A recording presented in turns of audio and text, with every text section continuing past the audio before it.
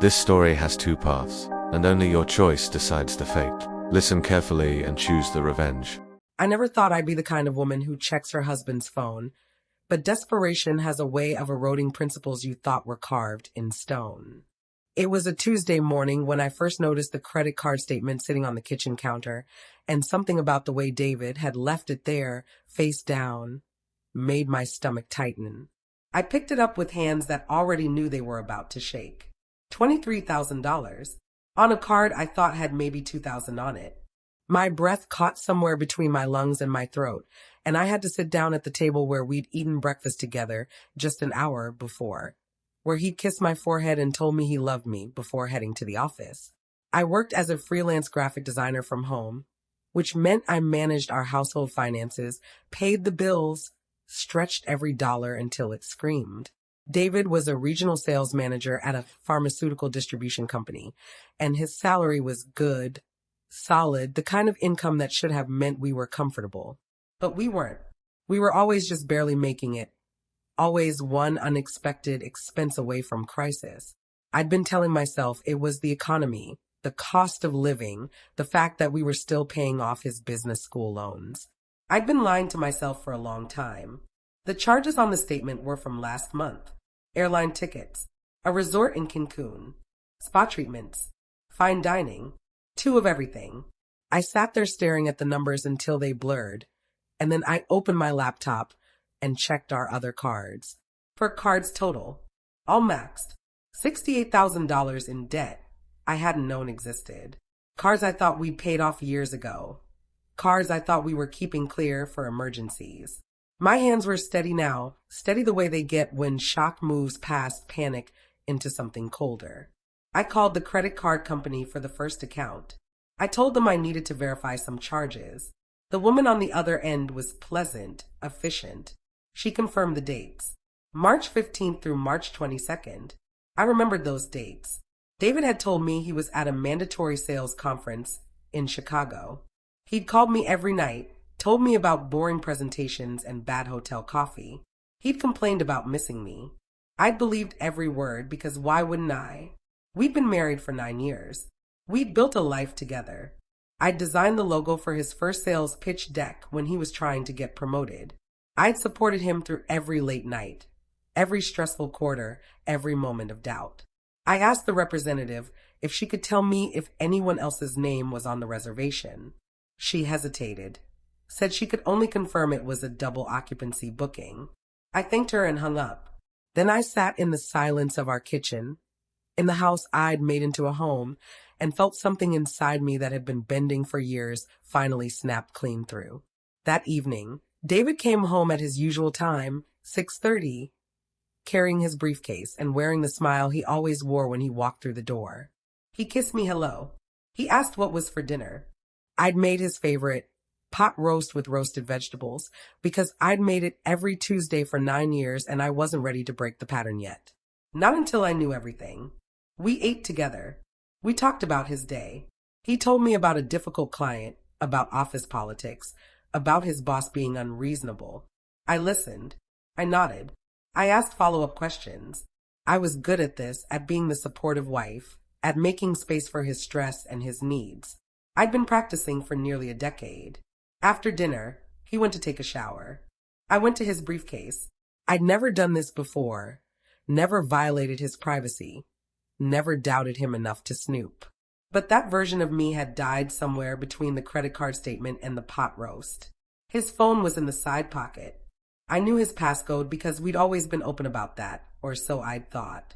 I opened his messages and I didn't even have to scroll. Her name was right there at the top. Jessica. His secretary, 26 years old, blonde, always perfectly dressed when I'd met her at company events. Always professional. Always smiling at me with what I'd thought was genuine warmth. The messages went back months. Hundreds of them. I love you. I miss you. I can't wait to leave her. Just a little longer. She doesn't suspect anything. The resort was perfect. I wish we could have stayed forever. I scrolled and scrolled, watching my marriage dissolve into pixels and lies. There were photos, the 2 of them on a beach, her in a bikini, him with his arm around her waist, both of them laughing with the kind of joy I couldn't remember seeing on his face in years. Maybe ever. I heard the shower turn off. I put the phone back exactly where I'd found it. I went to the living room and sat on the couch and picked up a book and stared at the same page until he came out, hair damp, wearing the pajamas I'd bought him for Christmas. He sat next to me. He put his arm around my shoulders.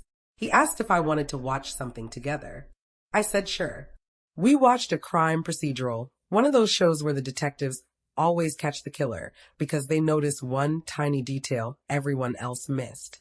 I thought about details. I thought about evidence. I thought about what it takes to build a case that can't be denied or explained away. That night, lying next to him in the dark, listening to him breathe the easy breath of someone with a clear conscience or no conscience at all, I made my decision. I wasn't going to cry. I wasn't going to scream. I wasn't going to give him the satisfaction of seeing me broken. I was going to do something else entirely. Something he would never see coming because he'd spent 9 years underestimating exactly how smart I was. See, David didn't know several things about me. He didn't know that before I'd become a freelance graphic designer, I'd spent 3 years working as a paralegal at a family law firm. He didn't know that I'd left that job not because I couldn't handle it, but because the hours were incompatible with the life he'd wanted us to build, the life where I was home to manage everything so he could focus on his career. He didn't know that I'd kept up my friendships with several attorneys from that firm, including Margaret Chin, who was now one of the best divorce lawyers in the state. And he definitely didn't know that I understood exactly how asset division worked, how debt was allocated, and how to document financial infidelity in a way that would hold up in court. The next morning, I waited until he left for work. Then I called Margaret. We'd had coffee just 2 months ago, one of our regular catch-ups where we talked about life and work and everything in between. She told me about a case she'd just won, a nasty divorce where the husband had hidden assets and she'd found every single one. I'd been impressed. Now I was grateful. Margaret answered on the second ring. I told her I needed to see her professionally. She heard something in my voice because she didn't ask questions, just told me to come to her office at 2. I spent the morning gathering documents, bank statements, credit card statements, tax returns, pay stubs. I made copies of everything. I took photos of the messages on David's phone while he was at work, using my own phone to photograph his screen. I documented every charge on every card. I created a spreadsheet because that's what I did. I made things clear and organized and impossible to misunderstand. At 2 o'clock, I sat in Margaret's office and I laid it all out. She listened without interrupting, her face growing harder with each detail. When I finished, she leaned back in her chair and looked at me with something like respect mixed with anger on my behalf. She told me I had everything we needed. She told me that in our state, debt incurred during marriage was typically shared, but debt incurred through fraud or for non-marital purposes could be assigned entirely to the spouse who created it. She told me that with the evidence I had, we could argue that David had defrauded me, that he'd taken on debt without my knowledge for an extramarital affair, and that he should bear full responsibility for every penny. But then she told me something else. She told me that if I filed now, he'd know immediately and he'd have time to prepare, to get his own lawyer, to craft his narrative. She suggested something different. She suggested we wait. She suggested we let him think everything was fine while we built an airtight case. She suggested we gather more evidence, document everything, and then strike at a moment of maximum impact. I asked her what she meant. She smiled, and it wasn't a kind smile. She asked me if David's company had any big events coming up. I thought about it. Then I remembered. The annual sales awards dinner. 6 weeks away. Black tie. All the executives. All the top performers. David had been nominated for Regional Manager of the Year. He'd been talking about it for months. It was the culmination of everything he'd worked for. I smiled back at Margaret. I told her that sounded perfect. For the next 6 weeks, I was the perfect wife. I was attentive and loving and supportive. I asked about his day. I made his favorite meals. I ironed his shirts. I told him how proud I was of him.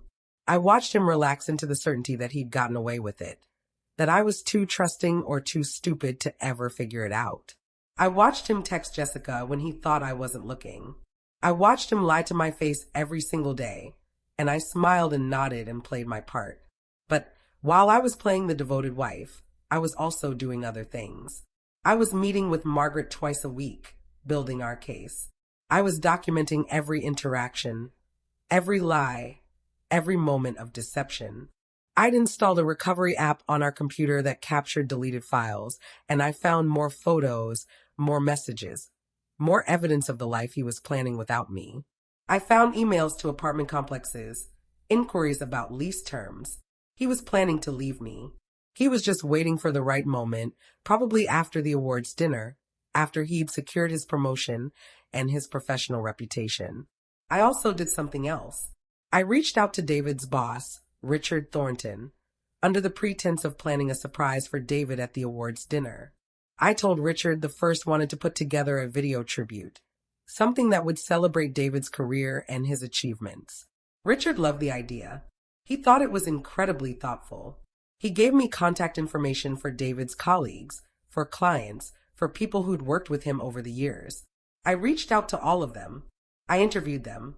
I asked them to share their favorite memories of working with David.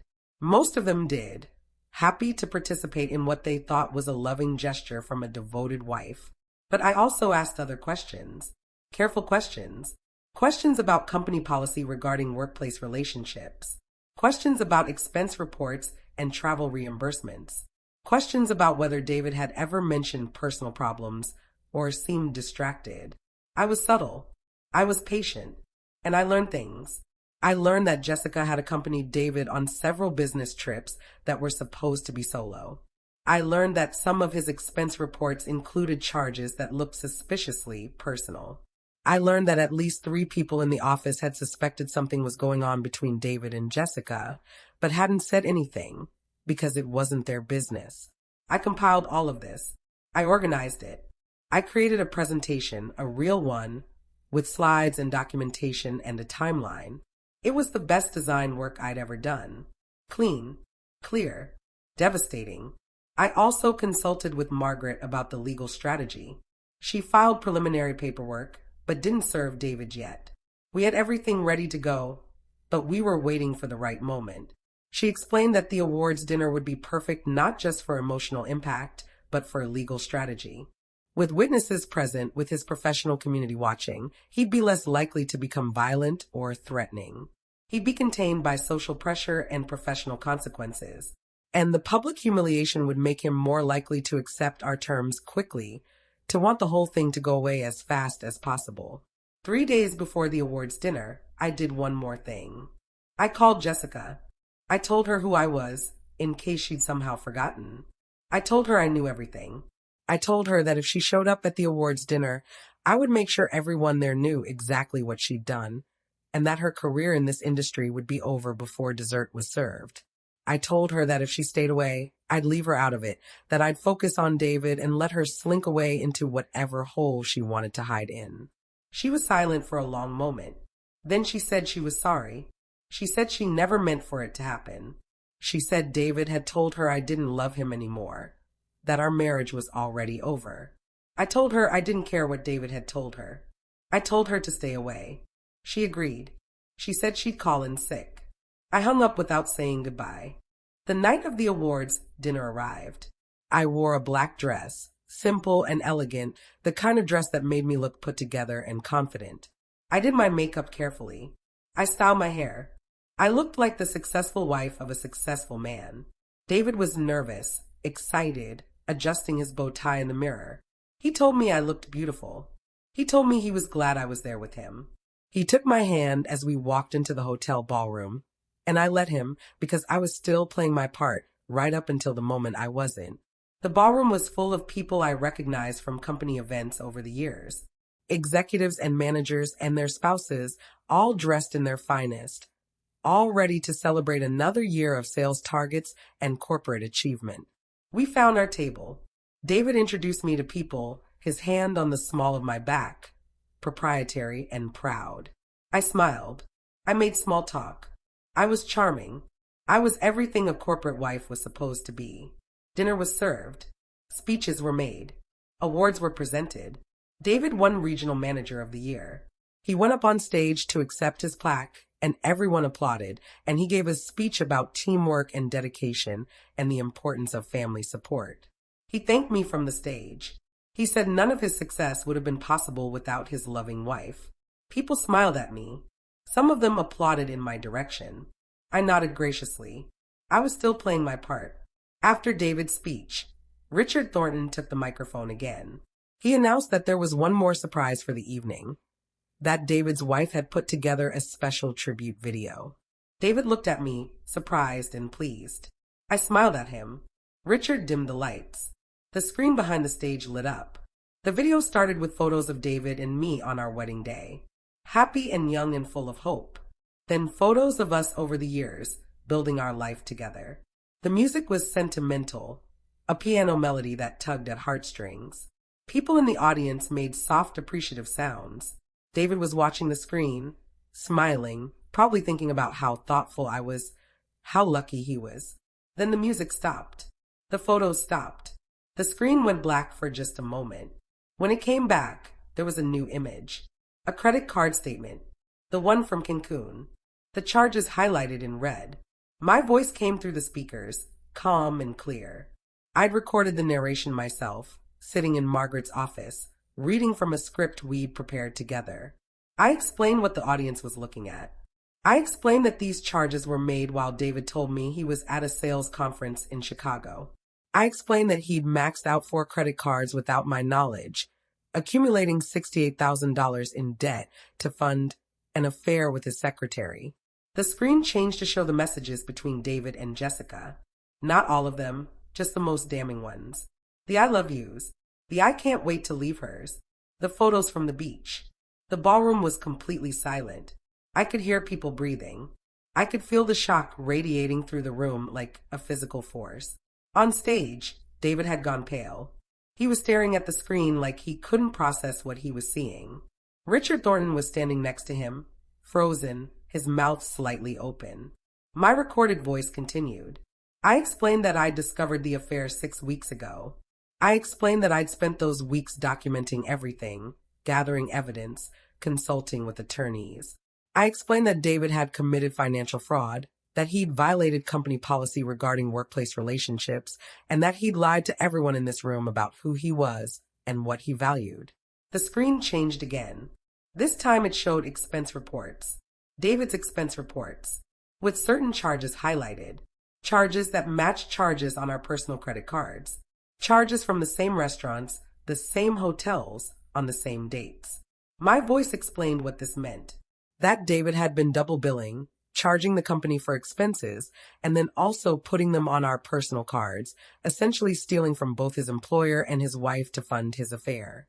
I watched David's face as he realized what was happening. I watched him understand that this wasn't just a personal humiliation. This was professional destruction. This was potentially criminal. He looked out into the audience, searching for me. Our eyes met across the ballroom. I didn't smile. I didn't gloat. I just looked at him with the cold, level gaze of someone who'd been underestimated for far too long. Richard Thornton found his voice. He told David to step off the stage. His tone was hard, authoritative, the voice of a man who just realized he had a serious problem on his hands. David stumbled down the stairs, still holding his plaque. People were whispering now, the silence breaking into a buzz of shocked conversation. I stood up from my table. I walked toward the stage. People moved out of my way. I took the microphone from Richard. I thanked everyone for coming. I apologized for disrupting the evening. I explained that I tried to handle this privately, but David had left me no choice. I explained that I'd be filing for divorce, that I'd be pursuing full allocation of the marital debt to David based on fraud, and that I'd be cooperating fully with any investigation the company wanted to conduct into the expense report discrepancies. Then I looked directly at David, who was standing at the edge of the stage, his face red, his hands shaking. I told him that he'd spent 9 years making me feel small, making me feel like my contributions didn't matter, making me feel like I should be grateful for the scraps of attention he threw my way. I told him that he'd underestimated me, that he'd thought I was too weak or too stupid to fight back. I told him he was wrong. I set the microphone down. I walked off the stage.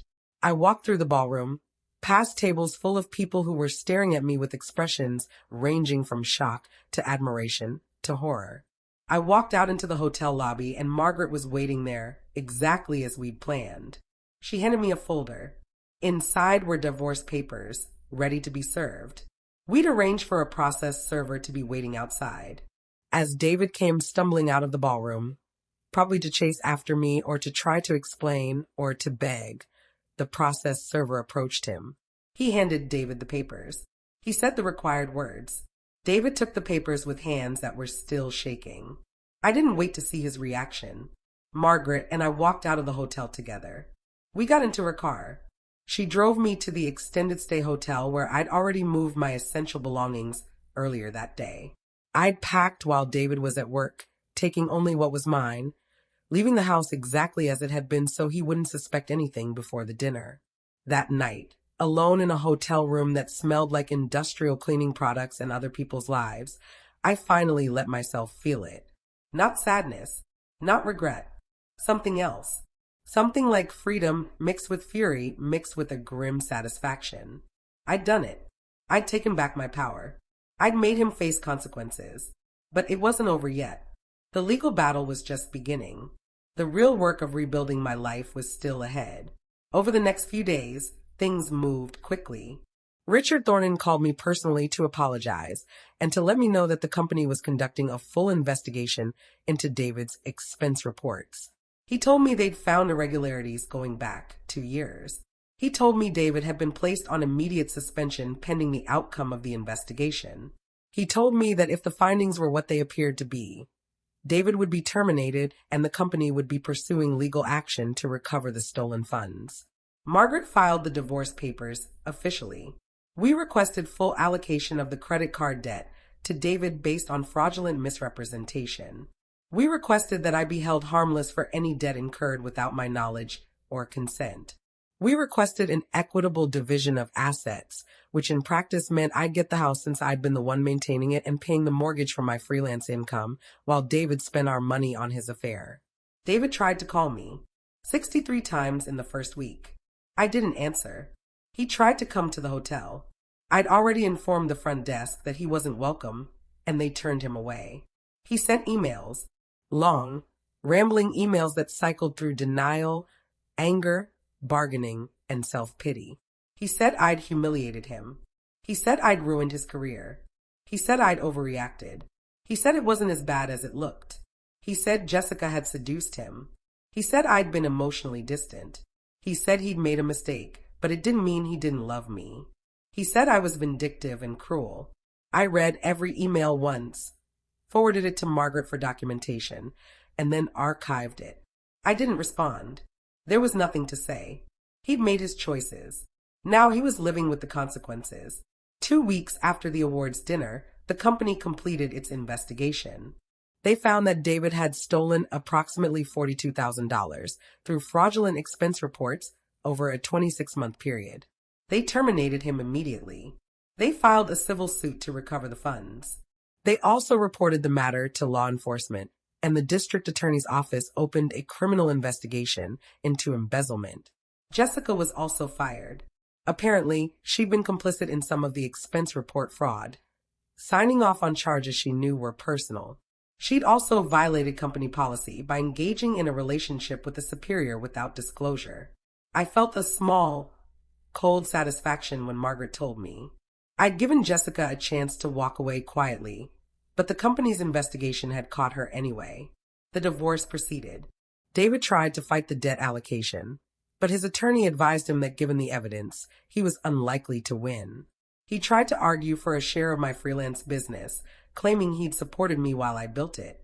Margaret pointed out that my business had been generating income throughout our marriage, and that I'd been using that income to pay our household expenses while he'd been spending our money on his affair. The judge was not sympathetic to David's position. For months after the awards dinner, our divorce was finalized. I got the house. I got my business. I got my freedom. David got $68,000 in credit card debt, a $42,000 judgment from his former employer, potential criminal charges, and a professional reputation that was destroyed beyond repair. He'd moved back in with his parents. He was working at a car dealership, selling used sedans to people who didn't know what he'd done. Jessica had moved to another state. I didn't know where and I didn't care. I stood in the house that was now solely mine, in the kitchen where I'd first found that credit card statement, and I thought about the woman I'd been 6 months ago. The woman who'd been so focused on being supportive and accommodating that she'd lost herself entirely. That woman was gone. In her place was someone harder, someone who knew her worth, someone who would never again mistake kindness for weakness or trust for stupidity. But standing there, I also thought about what came next. Because revenge, satisfying as it was, wasn't the same as healing. Destroying David's life didn't automatically rebuild mine. I'd won the battle, but the war for my own peace and happiness was still ongoing. You have followed every step that led here. You have watched me gather evidence, build my case, and execute my plan with precision. You have seen David's world collapse under the weight of his own choices. Now you must decide what happens next. Two paths appear before me, two possible futures, and your choice will determine which one becomes real. If you want to see me pursue complete financial and legal destruction, ensuring David faces criminal prosecution and loses everything including his freedom, choose the first ending. If you want to see what happens when I focus on rebuilding my own life and finding unexpected closure, choose the second ending. Your choice will decide how this story ends.